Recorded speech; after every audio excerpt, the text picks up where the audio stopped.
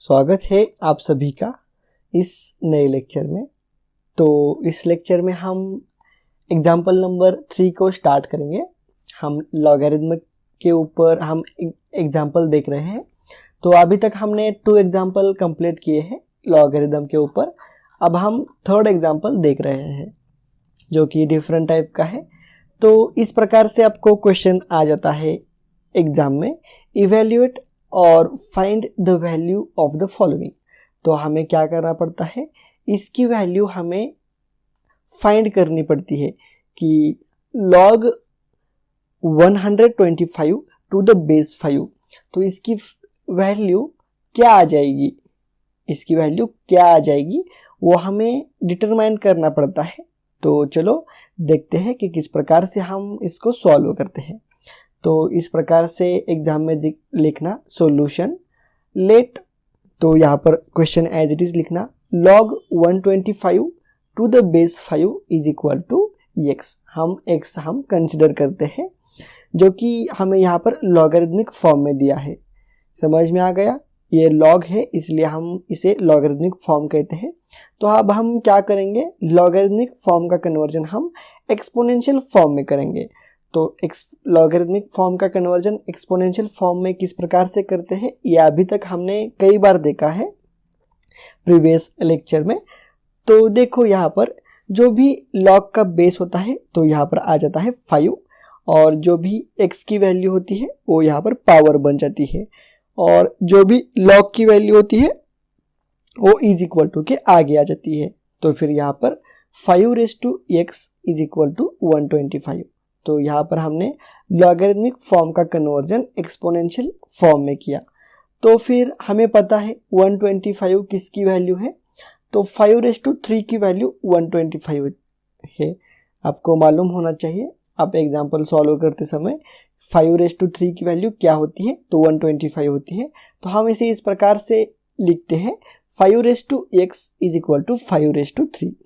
तो यहाँ पर x इज इक्वल टू 3, यहाँ पर क्योंकि इनका बेस जो है वो सेम है, यहाँ पर भी 5 बेस है और यहाँ पर भी 5 बेस है। समझ में आ गया, यहाँ पर 5 है इसलिए हमें ये 5 रेज़ टू कितना है यही हमें निकालना पड़ता है। तो इसलिए ये भी 5 रेज़ टू 3 आ जाता है।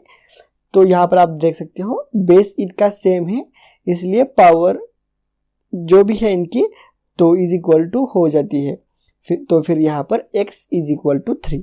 समझ में आ गया आपको x इज इक्वल टू 3 क्यों आया, क्योंकि इन दोनों की भी यहाँ पर जो पावर है, इन दोनों की भी जो यहाँ पर बेस है वो सेम है, 5 बेस सेम है इसलिए यहाँ पर x इज इक्वल टू 3।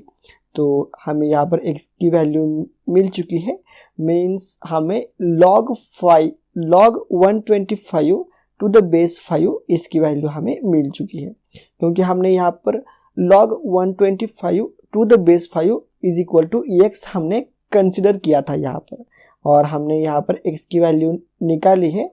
तो at the end of exam या at the end of this problem number 1 हम इस प्रकार से लिखते हैं log 125 to the base 5 is equal to 3। तो इसकी वैल्यू 3 आ चुकी है। तो यहाँ पर हमारा जो भी प्रॉब्लम है वो कंप्लीट हो जाता है।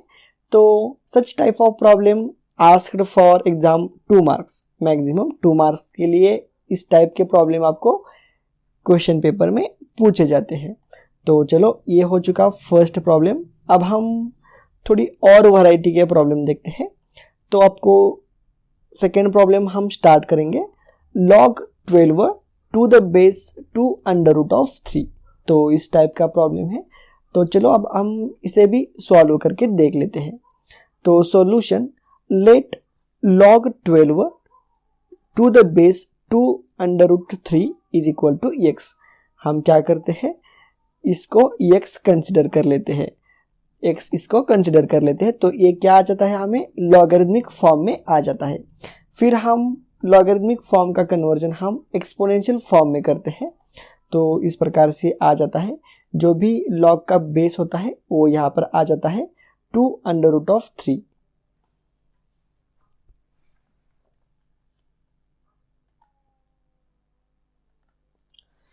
तो यहाँ पर आ चुका। उसके बाद जो इज इक्वल टू के आगे होता है वो इसकी पावर बन जाती है एक्सपोनेंशियल फॉर्म में। तो यहाँ पर 2√3 raise to x is equal to 12। हमें पता है ऑलरेडी लॉगरिथमिक फॉर्म का कन्वर्जन हम एक्सपोनेंशियल फॉर्म में किस प्रकार से करते हैं। तो यहाँ पर आ चुका है हमारा एक्सपोनेंशियल फॉर्म। अब हम 2√3 रेज़ टू x है इज इक्वल टू 12 है।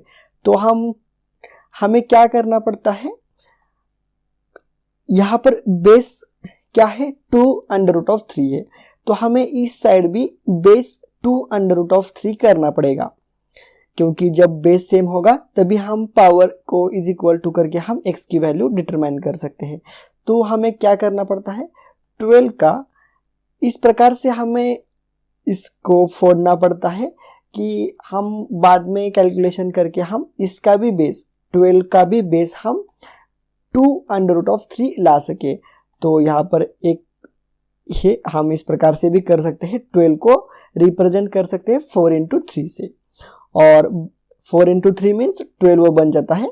और उसके बाद 4×3 का कन्वर्जन हम इस प्रकार से भी कर सकते हैं। तो ये देखो 2√3 ब्रैकेट स्क्वायर, क्योंकि 2√3 ब्रैकेट्स का स्क्वायर 4×3 आ जाता है। 2 का स्क्वायर 4 और √3 का स्क्वायर 3 आ जाता है। समझ में आ गया। तो यहाँ पर हमने क्या किया, बेस को सेम किया। ये देखो यहाँ इस साइड में भी 2√3 है और इस साइड में भी 2√3 है। तो यहाँ पर हम इस प्रकार से बेस सेम है, इसलिए हम यहाँ पर लिख सकते हैं x इज इक्वल टू 2। तो यहाँ पर हमने x की वैल्यू डिटरमाइन की, मीन्स हमने log 12 टू द बेस 2√3 इसकी वैल्यू हमने निकाली यहाँ पर। तो at the end of this problem हम ऐसा स्टेप एग्जाम में भी लिखना, log 12 to the base 2√3 is equal to 2। तो अगर आपने इस स्टेप में प्रॉब्लम को सॉल्व किया तो आपको 2 में से आउट ऑफ 2 मार्क्स मिल जाएंगे। तो चलो यहाँ पर हमारा एग्जाम्पल सॉल्व हो चुका है पूरा का पूरा। अब हम नेक्स्ट एग्जाम्पल हम नेक्स्ट लेक्चर में लेंगे। तो चलो अब हम मिलते हैं नेक्स्ट लेक्चर में। ये लेक्चर आपको कैसा लगा आप मुझे कमेंट करके भी बता सकते हो, और अच्छा लगा है तो प्लीज़ लाइक करो, शेयर करो और चैनल को सब्सक्राइब भी करो। तो चलो अब हम मिलते हैं नेक्स्ट लेक्चर में।